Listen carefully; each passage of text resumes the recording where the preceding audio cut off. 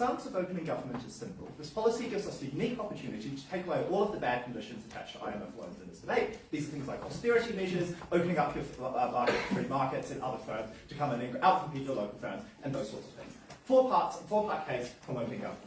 The first part is that the IMF currently imposes really bad conditions going along with these loans. Because I know Opbench is going to push like, yes, sometimes these kinds of things are necessary, sometimes you need a bit of austerity. We're going to explain to you why the conditions that the IMF imposes here are going to be particularly bad necessarily in the predominant amount of cases. The first reason for this is that the IMF is dominated by economists and people who study those kinds of fields, which means that they have fundamentally been trained to prioritise certain kinds of metrics over others. So things like the unemployment rate, the inflation rate, the amount of like government debt that you have, instead of the real impact that this has on people. Like whether you are able to buy food and water, whether you're able to fertilise your crops so that they grow and you earn an income, the amount of poverty within your country and so on. Empirically, if we look at the European Central Bank, we've had a decade since like the 2008 financial crisis hit. Throughout this decade, they were pushing austerity, even though Spain had a 27% unemployment rate, because that is what they believed, and they thought that getting our government debt was the priority instead of ensuring that people had jobs and food and so on. The second reason here is that we think these institutions are fundamentally dominated by the West. They're predominantly funded by states like the US, the EU, etc., who have their own interests in expanding like their economies, the amount of trade that they have and so on. They want to break into these markets and earn more for their economies. But thirdly, even if this is not the case, we still have like China and other kinds of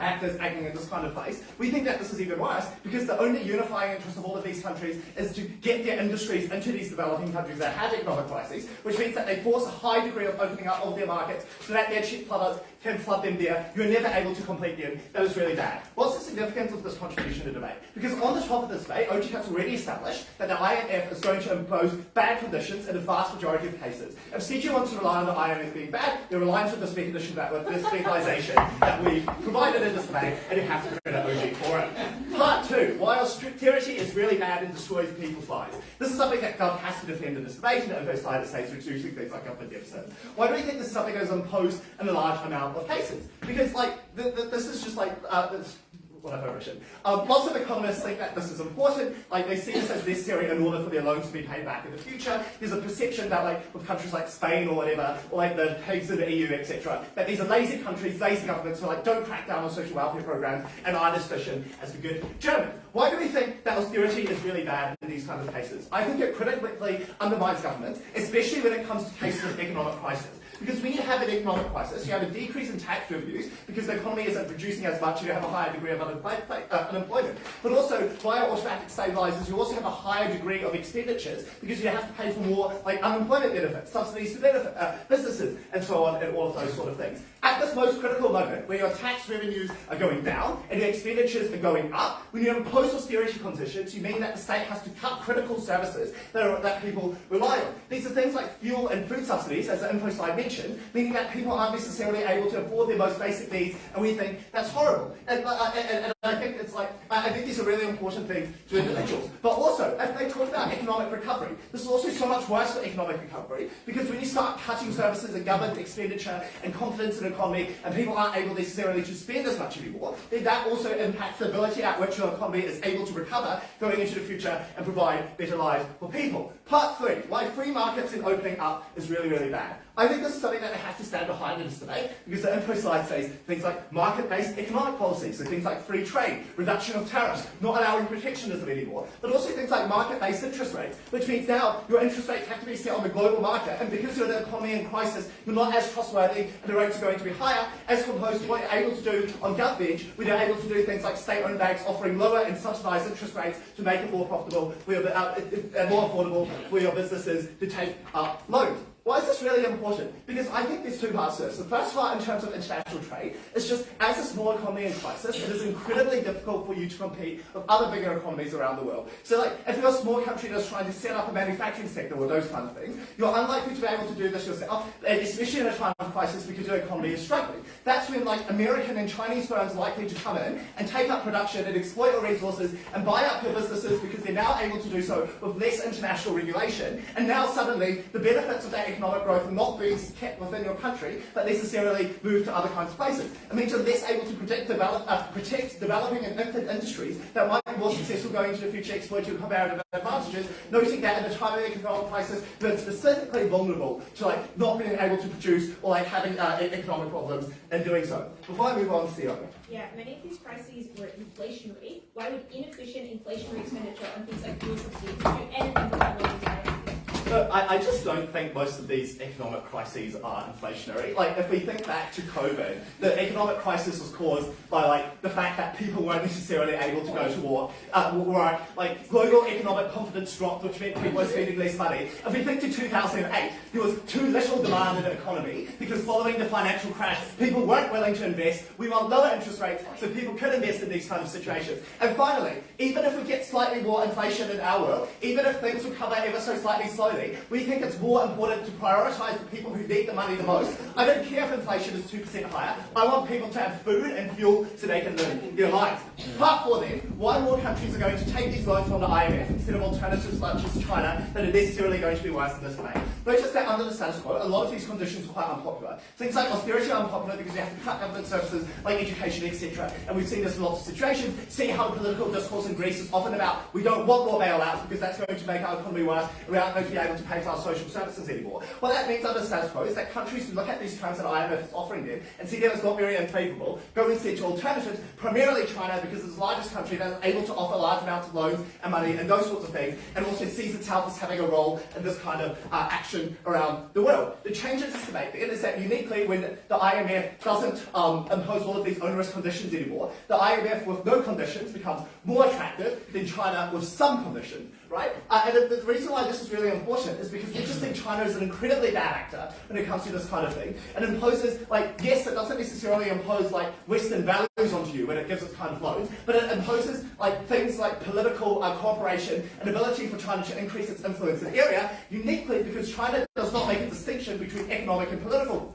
policy. It sees the state as a unified whole that's furthering both its economic objectives overseas, but also its political objectives, which is why they, make you sign up to regional pacts that they've set up, or allow their companies to build a port and then take it over as a military base, and those kinds of things. The IMF is a primarily economic institution, with lots of other countries that are likely to check each other. I think we deliver much better lives for people, and we prevent countries from going to worse sources. Very proud to propose.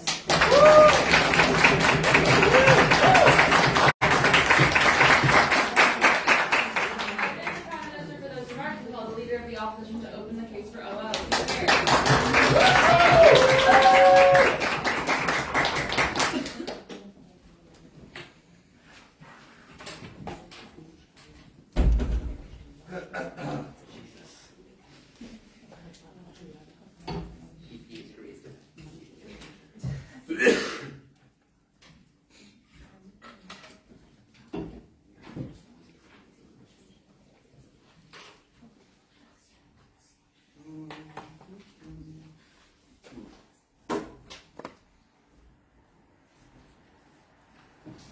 There were so many words in that previous speech and such little truth that it was actually quite staggering. Essentially, the characterization we get of the IMF is totally wrong. Obviously, the IMF increasingly is becoming an international institution that takes up its intake from a broad global base of factors. Yes, maybe they've gone to the West and studied there, but they're international. But also, I think, obviously, focusing on indicators about inflation and unemployment is a good thing, given that those are the primary determinants of economic success, given that has been what has been agreed upon by the discipline as a whole. Look, I'm just going to be very basic in this speech. Firstly, characterizing what these countries have done and why they've actually fucked up in the first place, likely due to implementing these policies. Secondly, why they're unlikely to reform on their side of the house. And then thirdly, why even if these policies and conditions achieve nothing, the very signalling in and of itself is a good thing. We're running the signalling case again, and it's going to be class. So, firstly, why these countries have achieved default on their side of the house? Because obviously the way the IMF works is it's a lender of last resort, right? Essentially, it doesn't fund development projects like things like the World Bank. Rather, it happens when a country is unable to pay back its debt. And there are a few reasons why this... Yeah, sure. Just to have a clean debate, this motion is about the specific policies implemented in this recent economic crisis. Previous policies by the IMF apply on both sides of the debate. Fine. Okay. So how have these things... But the likely case in the future as well, because this is a motion that's going forward too, about how these crises have occurred, Well, potentially subsidies have led to problems insofar as they're universal, so they have to be done for everyone to lower a market price. Potentially national champions are incredibly inefficient and you're providing them with subsidies, so that's bad. Potentially your foreign reserves have declined because you're trying to prop up a particular interest rate in your countries, or you're trying to have non-market-based interest rate setting. All of these things have led to these countries defaulting, and literally these are the likely case of default in the future going forward. So obviously it's very good for the IMF to then impose conditions that fix this. Now, the obvious question you're asking, here's where we move to the second point, is that if these policies are good, why wouldn't governments do them? I think the reasons are actually obvious. The first is that in some cases governments have electoral incentives, right? So obviously these policies might be somewhat unpopular. Yes, austerity in the short term perhaps is seen as something unpopular. Yes, maybe shifting to a market-based or cutting off subsidies, for example, will piss a lot of people off, particularly given that these countries have electoral incentives. Often they're unlikely or unwilling to bite the bullet to actually lead to long-term economic solvency. The other case that the IMF intervenes in are literal dictatorships have limited feedback mechanisms. These are also obviously incredibly harmful, given that given that they have limited degrees of knowledge, perhaps they don't have the best economists hired, they aren't able to solve these problems. So therefore, in either scenario, we say that basically the policies that the government is going to pass are continually bad. Why are market pricing mechanisms far better? We say that the market is able to price in the market is able to price in the risk these countries face to some extent, but also these countries have far more credibility as a result of the IMF bailing them out in the first place. Or at the very least, even if you forget the whole debate about interest rates and so on, we get rid of inefficient subsidies, and that is a good thing in and of itself, because obviously during a time of economic crisis when liquidity is low, pouring more and more money into a national champion that is unable to provide goods at a price that competes internationally is quite a stupid thing to do, right? Because it means that that has a giant opportunity cost for you, and you're propping up a very inefficient company. But even if these policies are neutral or whatever, why is the IMF including these things good? And here is where we make the signalling argument in of itself. So on both sides now, you're unlikely once you default, to some extent, at least in the short term, to get continued FDI and continued loans and so on from development. But on our side, we now have compliance with the IMF essentially, to some degree, dictating economic policies in these countries. And we say this in and of itself is likely to lead to massive credibility within them, because the IMF is incredibly trusted. Oftentimes members of the IMF have worked in Western governments or whatever and so on, and have come back, so they are the market makers within this. They have a good degree of economic credibility on the ground. Even if the debate is going forward, yet the IMF has a credible record of past success. So for example, the Greek economy has actually been able to successfully recover after its bailout. Now, I want to be clear here about why the signal of the IMF having this policy is good in and of itself. And, people might think that signals don't matter in economics, but actually here's why they're key. Imagine yourself sitting in the New York Stock Exchange where you have a limited set of information coming from these countries, and then you get the information the IMF has come in and been able to provide policies that these countries actually need. That in and of itself is likely to reassure you and be like, oh yeah, these guys are now on a path to credibility, and maybe it's worth funding them. And when they're able to comply with this in a 1 or 2 year period, that is when you get increasing degrees of the sorts of funding, so you're actually likely to get far better. Now, I want to here preempt the actual good government case in this debate, which is basically when you stand up and say that the IMF actually has more credibility, actually lends to less people, i.e. only lends to those countries which is sure are going to be able to reform on their side of the house and implement some of these policies, so it's more selective in its loans, rather than lending to people who might abandon it. The first thing is I think this is a knife for opening government, but also I think that if the IMF would give less loans on their side of the house, that's actually bad, because it means that more countries are cut off from IMF loans in general, and that's when they turn to problematic alternatives like China, which opening government themselves have argued is an incredibly bad thing. That happens more on their side of the house, it's a harm they need to buy. But thirdly and crucially, the IMF is like to overcorrect and not provide any funding at all. Actually, the reason is that there's always a risk of uncertainty now when you provide the loan, because there's no guarantee that they're going to follow these policies. And given the IMF is to some degree risk averse, it's likely to stop off all of its lending in general. But even if the IMF is able to continue to give this loans, this is an even worse case for their side, because what ends up happening, therefore, is that the IMF eventually, in a second, runs out of money, therefore, because there's no guarantee these countries are going to actually remain on a path to growth. Yeah. The electoral incentives and so on you described exist in literally any democratic system. Why is it that we see some countries fail and others don't? Yeah, so they agree in every democratic system, but essentially there are external constraints, right? There are credible institutions in the best functioning democracies that mean that you aren't, these countries don't collapse. You have things like an independent central bank setting market-based interest rates, which means that you're therefore able to succeed in the long term. That is what we get on our side of the house. And actually, That was good, because that was my last mechanism, which is that now the institutions in this country have a mechanism to gain credibility and be trusted and set market-based rates. So, for example, the way this happens is the IMF, in effect, creates a central bank to be able to determine, based on market-based forces, what the particular interest rate be and what loans should be, and so therefore you're able to develop. I.e., these countries with these policies are now put on the long-term credible path to growth, which is what their side of the house wants. At the end of this debate, I actually think this is a pretty clear and obvious win for our side. The IMF has some of the most talented and best economists in the world working for it. They are probably the people who are best able to ensure economic growth occurs, and even if not, the very credibility these countries gain from joining this policy in the first place is good. Very proud to oppose. I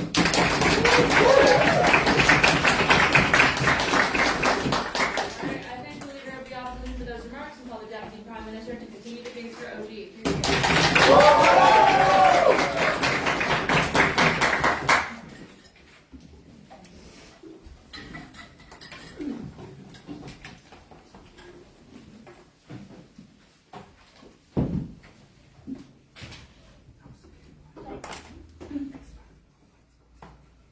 Great. First, I'm going to frame what the IMF looks like, then I'll respond to OO, then I'll talk about why these conditions are really, really bad.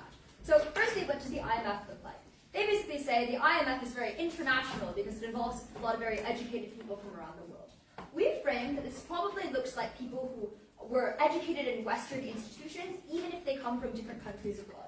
And the reason for that is twofold. Firstly, that Western institutions often tend to be the most well-funded in areas of the humanities like economics, but also the people who train the economists are probably from a time where there was more privilege for people from the West, which means there's an extent of bias there.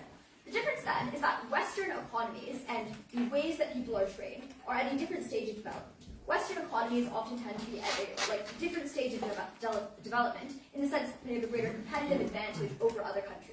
So while protectionism might be bad if you're someplace like the US, because you can export all of your stuff around the world, it might be good for a country that's comparatively at a lower stage of development, but you don't necessarily understand that if you've been trained with a certain frame of mind, that protectionism is bad. But secondly, these economies often value things like security and the immediacy of getting loans repaid, as opposed to the long-term economic outlook of the country. That's just because they're employed by the IMF rather than by the countries that they're giving loans to prioritize the IMF's interests. This means things that when we're talking about austerity and cutting the jobs of government workers, even though you might be able to repay those loans back faster because now you've cut a bunch of your government deficit, the economy might be fucked later down the line, but you don't care if you're an IMF economist because you still manage to get your money back. This shows that the incentives are bad. Let's then respond to OO. So the first claim on OO is that governments are unwilling to implement these policies themselves, so the IMF needs to come in. So they say dictatorships don't want to. Firstly, these dictatorships probably just go to China instead, which Andrew has explained is really bad. But secondly, if these policies were so great as OO characterized, dictatorships and weaker democracies probably have the most ability to implement these things if they wanted to and they thought it was good, because they don't, they can basically do whatever they want without a lot of accountability. So if they thought it was a good idea and somebody informed them it was a good idea, they probably would do that. Then they say it's not politically popular. Yes, Andrew has explained why a lot of these things are actively devastating to people's ability to afford food and fuel. It's not politically popular because it fucks people over. That's probably a thing for our side. Let me talk about IMF signaling and credibility. So firstly, the lender of last resort characterization out of opening up probably undermines this, in the sense that you don't necessarily go to the IMF because you think all of their policies are a really good idea. You do it because you're desperate for money and you will do whatever the IMF tells you to do. This means that if you end up following the conditions the IMF tries to impose on you, there's no additional credibility that's led to your economy, because it doesn't signal that the IMF is making good decisions or that you're making good decisions. It just signals that you are really desperate for money, and that's what the IMF is telling you to do. Secondly, though, we dispute the characterization that countries even trust what the IMF is trying to do in the first place. There are so many horror stories of IMF conditions going wrong in places like Haiti, Nigeria, and Greece, where thousands of people were laid off, where people couldn't afford basic necessities, where that country was fucked for future economic prospects because they imposed all of these conditions. This means that this undermines the credibility claim because countries don't actually believe in what the IMF is telling them a lot of the time. Thirdly, then, on their point about less funding. So, firstly, this relies on the assumption that in the absence of these conditions, countries will have a far less ability to repay loans, the IMF will give less loans. Andrew has explained how when you get rid of things like fuel subsidies, when you create things like mass unemployment in the country, that actually harms economic growth, which hinders your ability to repay loans, which means that that point is undermined. But secondly, the IMF is still likely to give loans anyways for a variety of reasons, right? Firstly, there are quotas for how much countries have to contribute to the IMF. There's still that pool of money they have to loan out. Secondly, if the IMF is seen as a lender of last resort and they don't lend to countries when they have no other options, then the IMF is going against its mandate and probably gets a lot of flack for that. Thirdly, the IMF can still make money and show success stories by lending to countries without these conditions, which means that it gains more from lending than from not lending, because if they don't lend, they don't get any money at all. Finally, the IMF can't risk people going to other lenders, and so it is more likely to just not impose these conditions than to stop lending to countries altogether, which means that we are still able to get loans. Sure. What happens when you lift fuel subsidies? When we lift fuel subsidies, so when we lift fuel subsidies, I don't know, you guys are going to have to explain that. We've explained why fuel subsidies are really good because people are able to get fuel. Let's then talk about why these conditions are very bad. So a couple of ideas that come from our side. Firstly, that austerity often harms the growth of your economy. So when you're trying to reduce government deficits by cutting a bunch of workers, people end up being unemployed, they buy less, later on this harms the growth of your economy. They respond here that this is, these crises are inflationary, this creates more inflation. Yes, but the immediate concern here is people getting fed, right? So if people cannot buy food because you've lifted all the fertilizer subsidies, that's definitely a more immediate concern than any kind of inflation that's going on.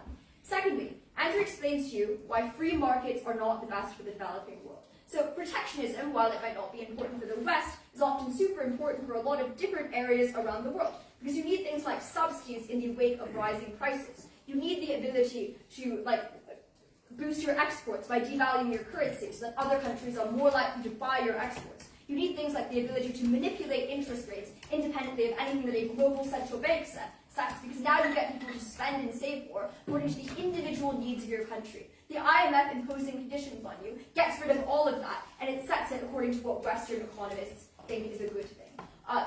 Okay. Moreover, this often causes things like civil unrest and strife, right? So when global prices go up, you often need subsidies to keep things affordable. But the problem here is that IMF conditions are often very politically unpopular. And this is an independent thing from economic growth, because when things are politically unpopular, even if they prove that it might be good for the long-term outlook of your economy, if people can't buy food and they can't buy fuel and they can't turn their lights on right now, that causes them to go out into the streets and protest and riot, which is what's going on in Haiti in the face of things like rising food prices.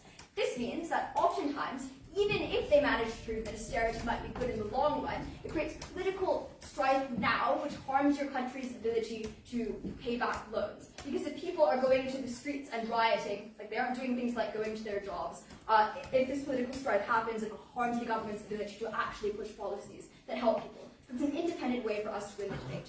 We've proven, firstly, that the IMF is often biased and not in the interest of the developing world. We've proven that austerity and other conditions the IMF implements are bad. Very proud of them.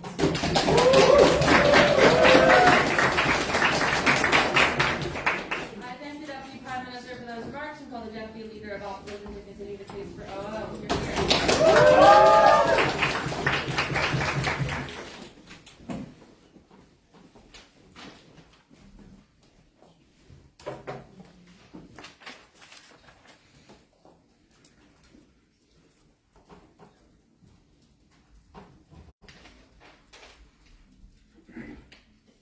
Okay, you guys ready? Cool. I'm going to start this speech in 3, 2, 1. Panel, the medicine isn't nice, but the medicine is necessary. Because when you have a problem, opening government solution is to just chuck money at it until the money runs out. If governments run out of money, let the IMF chuck money at it. If the IMF runs out of money, oh well, we're fucked. Our solution was far simpler. Yes, it requires pain. Yes, it requires a decrease in living standards. But it avoids what Aniket told you about, a far worse situation where governments spend so much of their foreign reserves on trying to prop up their currency and trying to manipulate interest rates that they have no money left. And bear in mind, because these are developing countries, they do not have the wealth of capital reserves of the UK or the USA. They can't, as CG alluded to, just chuck money at it like all countries can do to prop up their currencies. That money will eventually run out. And crucially, what I'm going to prove in this speech is that comes at a direct trade-off of actually being on a sustainable path of growth, and that this is the best way to get them onto that path. So let's talk about that growth story. How do countries actually develop? On the face of it, it's actually quite simple. You just sell stuff, you build up foreign reserves, and you use those foreign reserves, like the dollars that you've been able to get, to buy knowledge and capital from abroad that allows you to develop high-income industries that can provide good jobs for your people.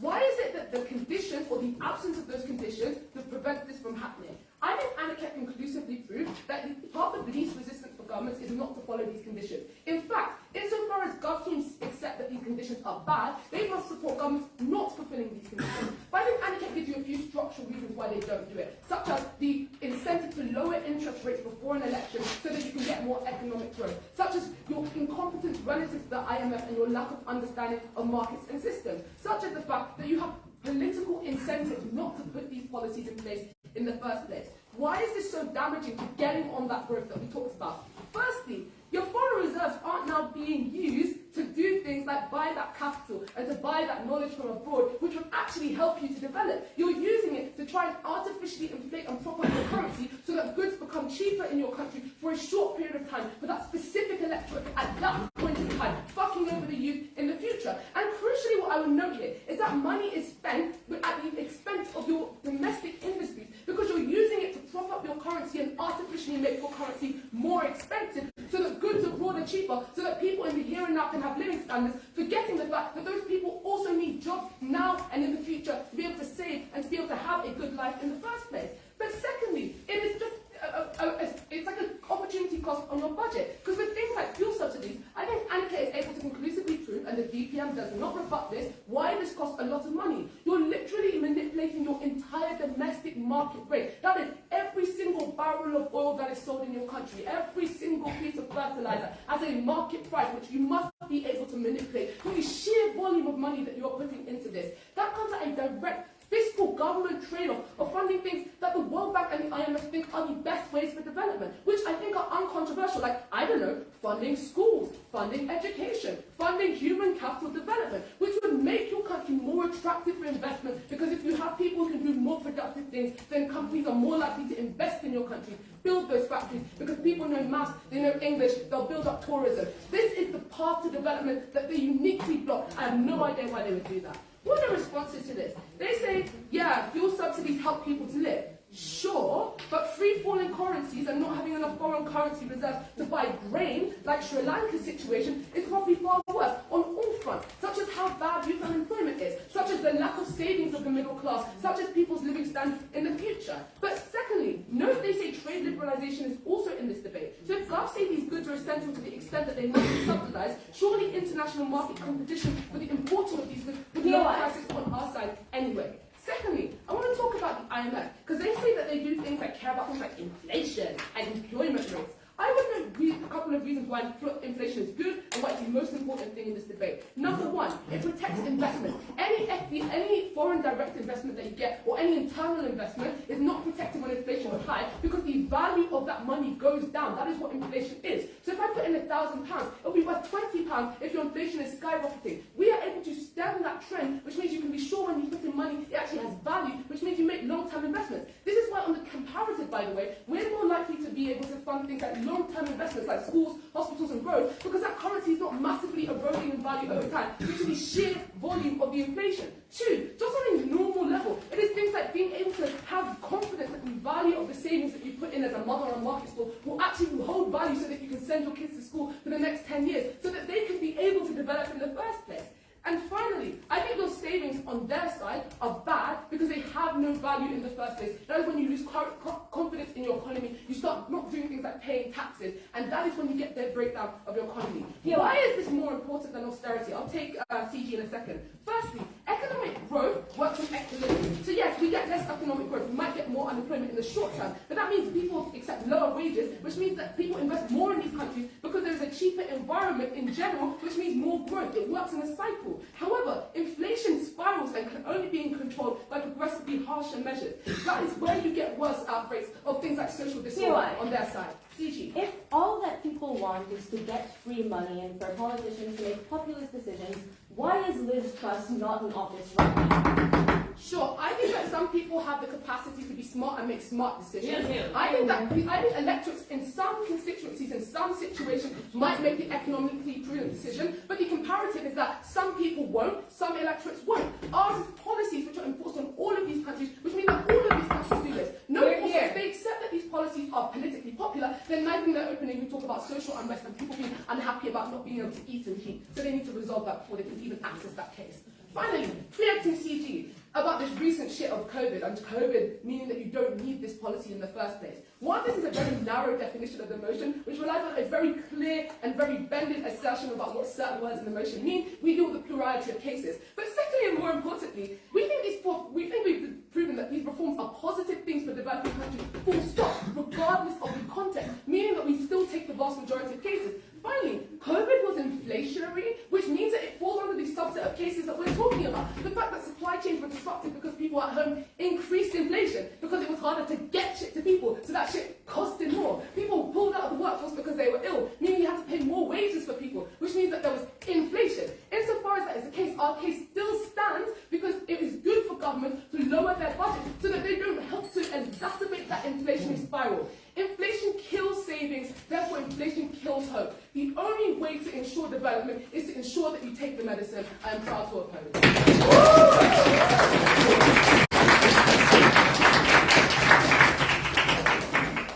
thank the Deputy Leader of Opposition for those remarks and call the Government member to open the case for CG. Here's here.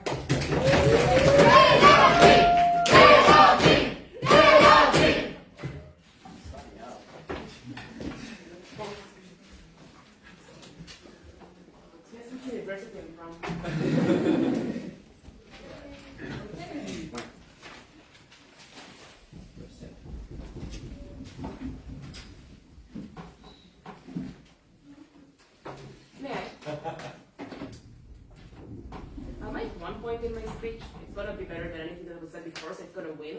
I'll just start with one piece of weighing and one piece of rebuttal, and then I'll show to you why we think that we don't want blanket policies on all countries, but rather tailored specific policies that are good for the economic circumstances of each individual country, in which we will prove also why governments are likely to make good decisions on the counterfactual, filling in the link that OG-LEC and OO seem to challenge. Before that, one piece of weighing, one piece of rebuttal. Weighing. Andrew starts his speech by saying we're going to be contingent on their analysis on why the IMF makes bad decisions. You know why I'm so happy that takes them out of the debate? Because the info slide literally tells us what the decisions the IMF is going to make are. I don't need to analyze any part of this. This is why we think most of OG was in fact off the crash. If we just show concretely why the specific policies in this debate are often bad for countries, we are much better in showing why this will lead to bad decisions, as opposed to some abstract, there are differences between developing and developed countries, which don't ever link to why it means that these policies aren't also good for developing countries, like OO suggests. Secondly, response to OO. I want to point out, literally all of the OO material is contingent on one link, which is to say that governments are likely to make bad decisions, even when if they know that it's bad. And I want to point out that they literally had just one reason for this being true, and that is electoral pressure. Governments are populist and they want to win more votes, even when it means giving people gifts. We come to in the POI and ask them, why did the British people vote out Liz Truss, who did give people gifts and was a populist and a bit of not very smart? We get the answer that some constituencies are smart and some constituencies are less.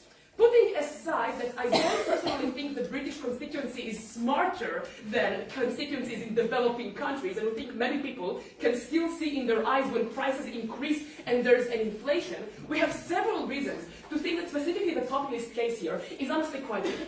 A, we think that citizens, especially in times of crisis, where economic crisis is the main thing at headlines on the news, are very much aware of mismanagement by governments and do hold them accountable to this. Especially when inflation in particular is something that is very tangible and easy for me to see. I don't need to have complex understanding of macroeconomics to see that the prices are higher than they were a month ago, even though it's been just a month. So we think people are going to hold governments accountable to it for good reasons. Secondly, note how in many developing countries, there actually isn't really much of a democracy, meaning that you are not held to many election processes where you care about immediately being elected and giving people gifts, but rather you actually have long-term incentives as a leader who is going to stay a leader for life or for many, many years, meaning that you do care about the success of your economy at large, even when it's temporarily unpopular. Rest of the rebuttal will be integrated. Let's get to the points. Firstly, why do we think oftentimes these policies are bad for government? And I want to point out what our burden here is. We don't have to prove that in all or even most cases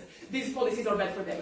Only that in the cases in which that are changing by the motion, it's bad for them. Because if we show that the government, in the cases that these policies are good for them, would still opt for them voluntarily, we don't need the motion. Cool. What are the harms of these policies in some cases? A, we think that increased interest rates are very bad for business. This part OG already said. What did they not already say?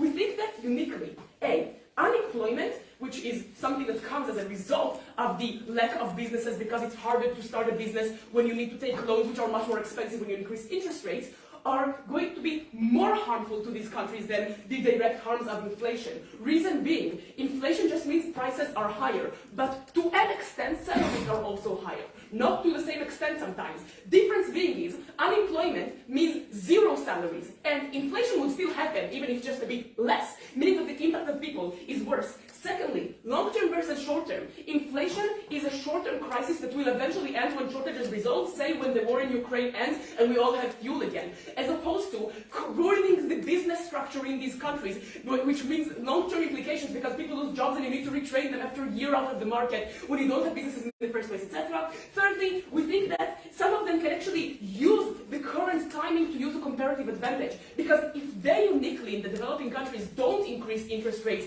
or lower their currency level, when other countries increase interest rate, it means that businesses have an increased incentive to move and shift into developing countries from the developed world, because this is a much friendlier business environment, and this is a unique advantage that they are losing. Secondly, obviously during a crisis of shortage of energy and food, subsidizing energy and food is uniquely important. It's approximated that about 30 million people in Africa are on the verge of famine right now because of lack of import of grains from Ukraine and other sources. This is something that can uniquely be solved only when governments make good decisions. Why do governments make good decisions on our side?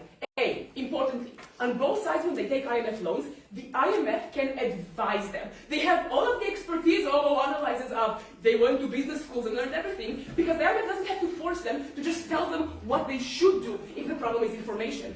Secondly, because anti-corruption measures exist anyway, it means that governments will have to be transparent on both sides and justify to voters why they accept or don't accept IMF proposals. The IMF would post what they propose, it will be on the news, people will ask politicians why not accept it, and they will have to justify in this particular case. Thirdly, central banks do exist in many developing countries, and you know what else? The IMF, anyway, on both sides of the debate, demands increased independence for central banks. This is not a unique policy in the info slide, this exists in any day opening. The UK voted out trust because the IMF criticising trust plan sent UK markets into freefall. Thank you, exactly. I'm just getting to that. You know the funny thing? The IMF would criticize the political leaders for this on both sides of the debate. I literally just explained. Information is not an issue. You can advise them anyway, and you have to be transparent. Central banks also exist. Independence of central banks would be demanded anyway. Further, we think that A, it is in the direct interest of these governments to have a successful and economically flourishing population, not just a population that would immediately vote for them, for several reasons.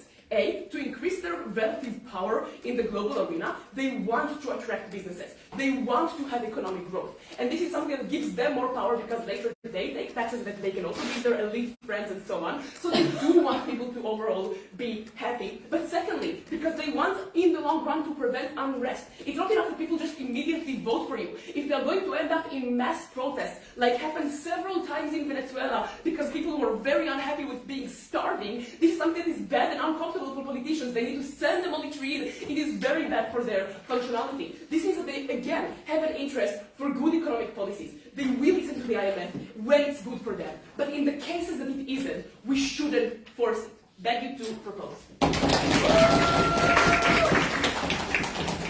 thank the government member for those remarks and call the opposition member to open the case for CO. Here, here.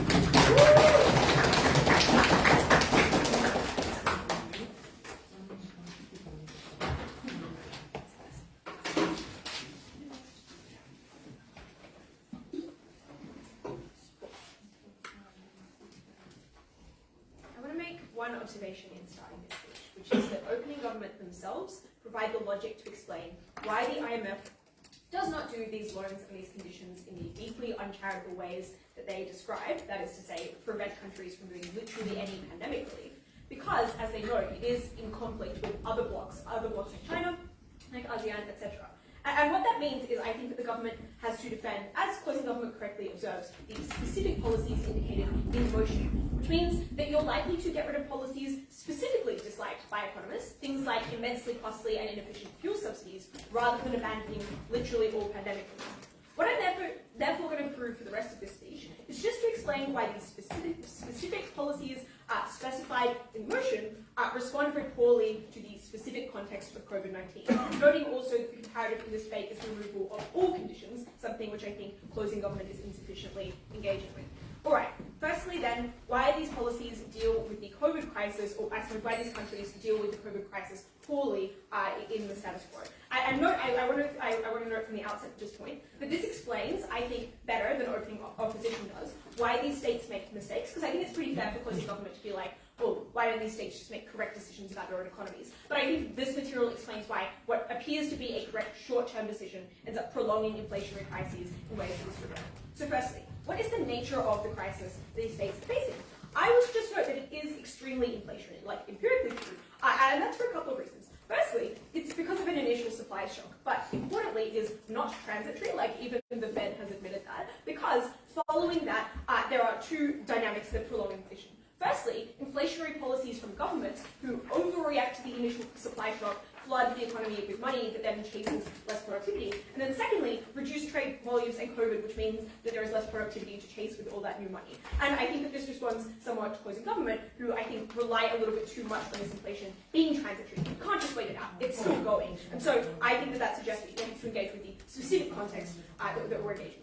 I would also note, I suppose, that this debate isn't just about one country. Like, there's a lot of countries who face inflationary crises. And that means I think you get things like a race to the bottom if they're controlling interest rates in order to attract corporations. You don't successfully attract companies to come do business in your country. You just have a below-efficient inflation rate. The second thing to say then is how the policies, like how these kind of policies, like fuel subsidies, like trying to artificially lower your inflation, your exchange interest rate, how that affects these specific countries. The first thing to say is I think you likely get into inflationary spirals. And that's to say that things like subsidies, which I would like to note are huge, like countries like Mexico have spent literally 1% of their GDP on fuel subsidies over the last 2 years. They become decreasingly affordable over time. Like as your economy gets worse, you are less able to continue to prop up those industries. What eventually has to happen then is you take those subsidies off and go into a massive supply shock that people were unable to adjust for. I think that that is probably pretty terrible. But additionally, you become decreasingly productive as the value of your currency, which goes down, becomes less appealing to investors. Like there is less development occurring in your country, which means there is less productivity for all this money floating around to chase. Additionally, you become decreasingly able to pay back loans. Firstly, because loans are often denominated in USD and the US interest rate empirically has gone up hugely. But secondly, because given that your productivity falls, your currency becomes worth less. And that means that you now have to pay more back on your American loans, but also it's more expensive for you to do so in your own currency. That I think means that you are a decreasingly trustworthy state to lend to as these crises go on. So that goes to suggest that these crises must be dealt with in the short run. It's not good enough to wait them out. They get worse over time. The second thing to say is that policies suggested by government are terrible in a number of ways. Firstly, they're hugely regressive and inefficient. Inflation, for instance, is terrible for poor people. I would note that a lot of poor people in developing countries are not hugely indebted because they have very little borrowing power, but they do have huge amounts of engagement with consumer markets, like they have to buy products, and when those prices go up uncontrollably, they are the first on the chopping block. They're also vulnerable to cost cutting. Their jobs are the first ones on the chopping block as well. Secondly, subsidies, etc., are deeply ineffective. They reward the people who consume, for instance, the most fuel. They're captured via windfalls by industry, like fuel companies just absorb those subsidies and do not pass them on to consumers, and as I've already explained, they're unsustainable. All of that means that these economies become incredibly unstable, and that is terrible for four reasons. Firstly, it means your trade relationships are less reliable. Secondly, it deters foreign direct investment because investors do not trust your economy to set up. Thirdly, it means you have to engage in costly currency production that clearly is unsustainable. And fourthly, it harms your democracy for the reasons that opening government observes. The final thing I want to note is that this is really bad for the industries that we probably like. It is the industries that create growth, that require investment, that rather than like primary industries that like low exchange rates, we probably want to propagate in these countries. I would also finally note that fuel subsidies have put Latin American countries back literally like 5 years on climate commitments. I think this is probably pretty fucking bad for climate change as well. All of that goes to suggest that these specific policies that we're engaging with in this debate do not work and are just terrible for these countries' economies. Before I move on to some stuff about corporate capture, I'm going to take a break. Yeah, reducing inflation sounds nice, but the question from OG is whether you would prefer the EU doesn't subsidise fuel at all and lets poor people freeze this winter. Unresponsive to my intro, you can do transfers that help the poorest of people without sinking 1% of your GDP into terrible, environmentally destructive and unsustainable subsidies. Come on. Alright, why then does this empower corporate capture in a really terrible way? And the claim here is really powerful because it explains why the policies they describe are likely to be done in bad and inequitable ways. But additionally, it explains why you actually don't go back to normal after the crisis clears because you undermine these governments in a structural sense. Firstly, where governments have the capacity to intervene to protect particular actors, for instance by artificially suppressing exchange rates, that creates huge dividends to corruption. Like it gives you as an oil company huge benefits if you can do corporate capture because that government is able to intervene on your behalf. If it's up to the market, you simply straightforwardly cannot do this. So this is a government that structurally empowers corporate capture that worsens corruption. The second thing to say is that in times of crisis, governments have a seemingly rational incentive to prop up their largest industries, but note that that entrenches those industries in the very governance of that country and makes it decreasingly hard to do things like roll back subsidies, even where they're incredibly unsustainable and inefficient. And thirdly, I just want to note that the argument I've made about how this decentralizes like investment and de-incentivizes growth worsens the corporate capture. Like if it's the case that there is less, for instance, tech development because your currency's gone down the shitter and you're not considered a reliable country, that means your government is way more likely to prioritize industries like oil, industries like agriculture, which can then do corporate capture and prolong the very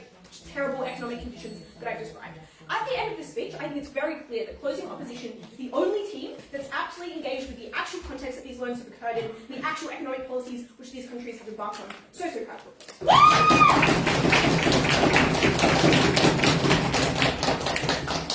thank the opposition members for those remarks and call the government whip to continue the case procedure.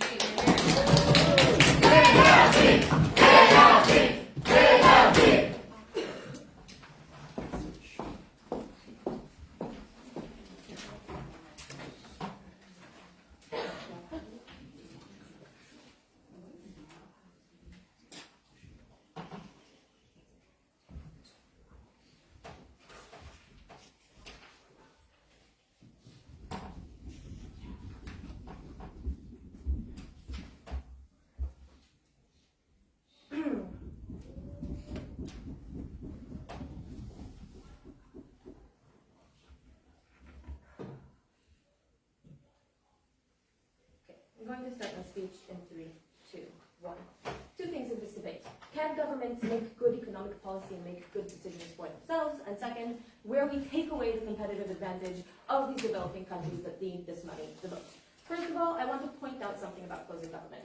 What closing government analyzed to you, closing opposition, okay, analyzed to you is why an economic crisis is really, really bad for poor people. Look, we genuinely agree with this take. I agree that inflation, and I agree that lack of productivity, and I agree that all of this is bad. The question is, on which side of the debate do we manage to mitigate it more? I think that what they don't engage with is that we showed you the ways that these countries have to get out of this crisis or to mitigate it by, I'll tell you, by getting people to open more businesses in their country, by getting other investors in other countries to come into this country because of the comparative advantage of lower interest rates and the fact that the currency is currently lower, means that prices are going lower as well, meaning that they have to invest less to do things in this country, and to buy exports from these countries because they're buying them in a currency that's lower value. That's exactly when these countries have a comparative advantage and the ability to get money or to get their economy back on their feet that they wouldn't otherwise. Even if on their side what they do is have less subsidies for oil and gas, they never show why that is enough to get them out of this economic crisis in the long run. Maybe it mitigates some of the damage that's happening right now, but we're the only team to show you an active way out. Without analyzing this, their case just doesn't stand. And notice that I genuinely think this is new material if it comes out in WIC, right? Because I have no ability to engage with the actual mechanisms for how they're going to get things different on the way out. What they can try and do is weigh like less subsidies over like more companies, but I think that because companies and because exports give you an immediate impact on people's lives because it gives them salaries and it gives the government more money in order to be able to do more things with immediately because of the exports and companies that are coming in, we think that the direct impact on people's lives is so much larger than maybe somewhere down the line less subsidies bringing benefit. Let's get into it now. Why do we think that governments are able to decide what their economic policy is? What happens on top half? Top half basically says sometimes these policies are good, sometimes these policies are bad. Opening government gives you several reasons why these policies could be good. Opening opposition gives you several reasons why these policies could be bad. What are the opposites? I don't know, okay? What opening opposition then tries to do is say that governments are not going to make these decisions because it's unpopular. I think if I take that down, what does this do to the debate? In the cases where it's good policy, we think it's going to happen on either side of the debate, but what changes is whether we're forcing it upon countries when it's also bad. The reason they gave for this is populism and the fact that like it's the path of least resistance and people don't know what they're doing.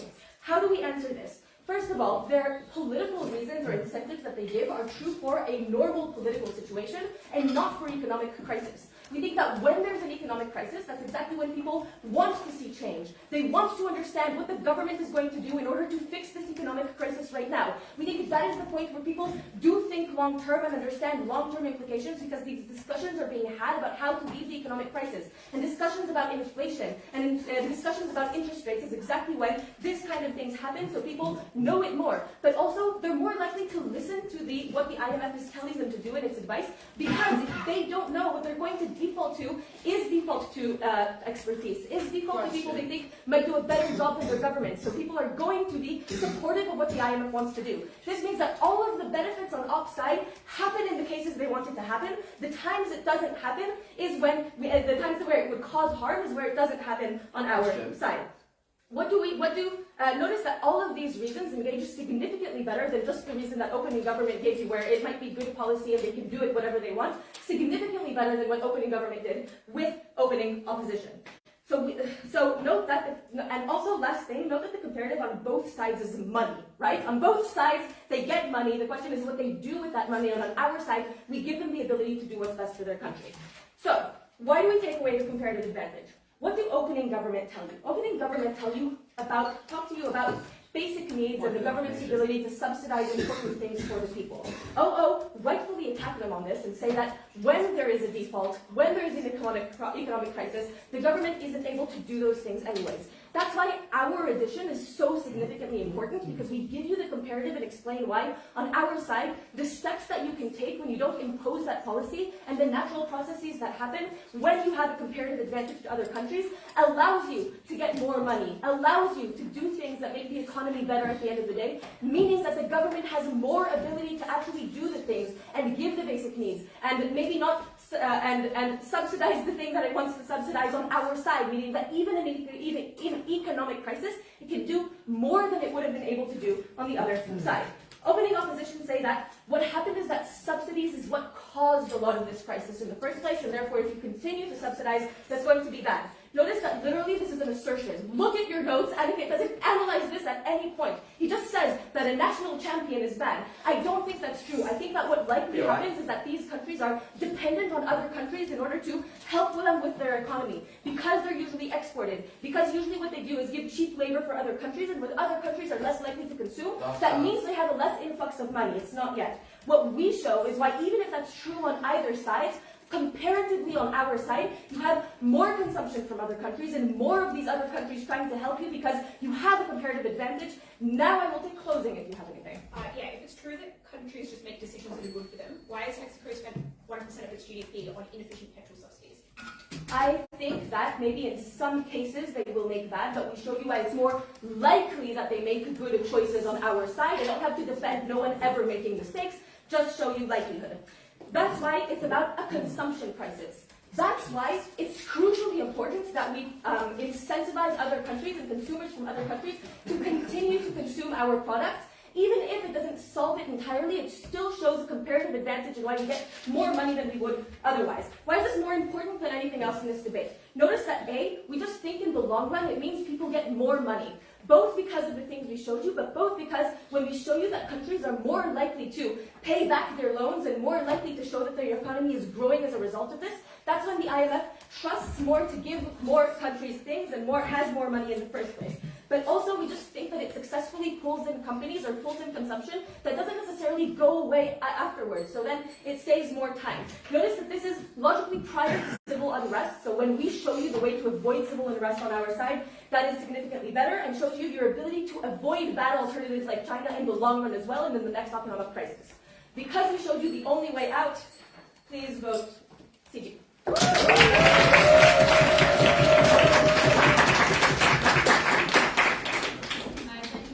Those remarks, it's all the option of to close the debate as a whole. You're here.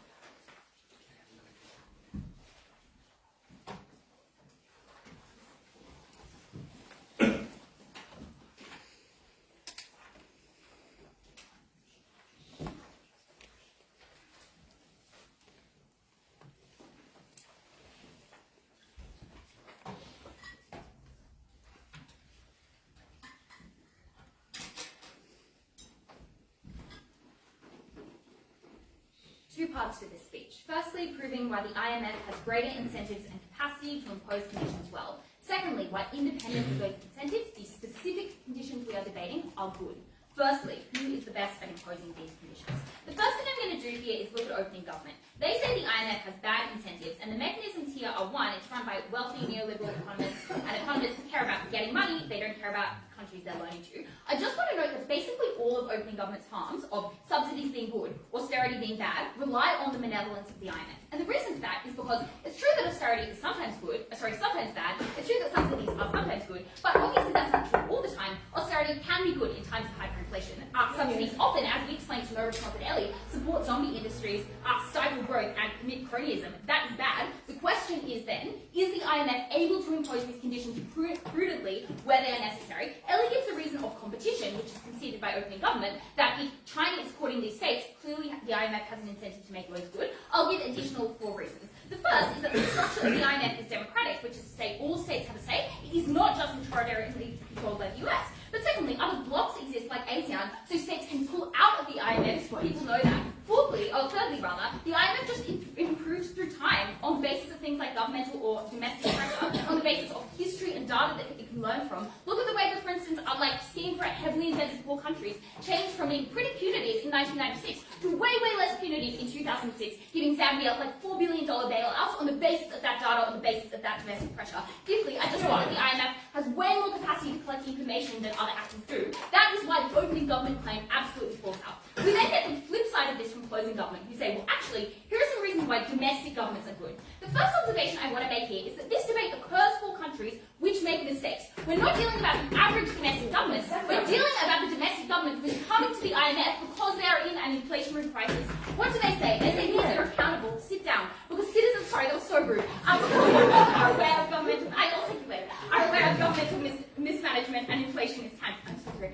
The first reason for this is because, the first reason this argument falls through is that people do feel economic hardship. They're right that inflation is tangible, but they don't explain why that means people have the specific information about particular policies or government decisions that would reduce that inflation, right? I think it's more likely in the worst case that people just don't have economic answers, they turn to populism, they vilify racial minorities as being the cause of their economic grievance, or, more generously, people just demand hugely inflationary subsidies that, yes, are good in terms of giving them a bit of money, but massively worsen inflation over time. Secondly, often you're unable to hold non-democratic or imperfectly democratic governments to account, right? Elections don't work perfectly in many of these states. Thirdly, even in perfectly democratic states, elections occur every 4 years. Some people are 1 in 2 vote. It's incredibly unclear that you have that kind of power. The second claim they make is, well, governments themselves want growth and they want to prevent unrest. The first thing I note is that short-term growth obviously can be profitable for the government in power, or getting money from a corporation, for instance, helps you. Unclear that that's good for your economy overall. But secondly, I just know that empirically, governments have been bad at doing this. Note the observation at the top of this issue. And that's not necessarily because those governments are stupid or evil. It's because managing inflation is really hard. Like, the economic decisions there are really difficult. It's important we outsource it to the IMF, who has way better capacity, way better information. I note that there's often short-term political pressure to do inflationary transfers in ways that is very, very bad. And you can obviously, if you're a state that requires this to prevent the uprising of your people, prevent unrest in other more pernicious ways.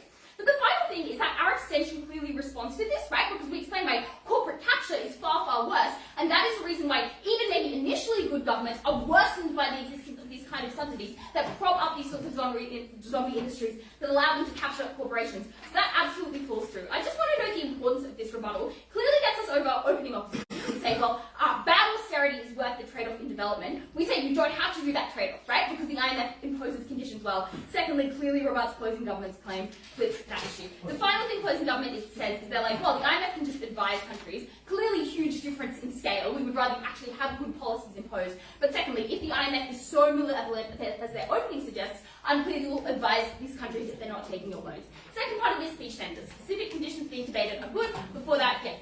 Op-bench needs countries to take nasty IMF medicine. If IMF conditions are so good, why do countries reject them or go to China? I just don't think it's true that, the response clearly is that governments sometimes have bad incentives, so they don't always want to take the loans. We think the loans are actively good for citizens, right? Like, that's the claim being made. So, but also, I would just contest that countries hate the IMF as much as you're suggesting for all the reasons I've already given. So, what are the specific policies we're dealing with? We explain very clearly and with a huge amount of analytical depth at Ellie that IMF conditions give developing states a path out of the COVID crisis, which is necessarily inflationary, that their side makes inflation worse, and it just has a whole other range of harms. Things like fuel subsidies, massively worsening conditions of climate change, that is obviously terrible. What responses do we get to this? Firstly, closing government is like, well, you guys have no alternative.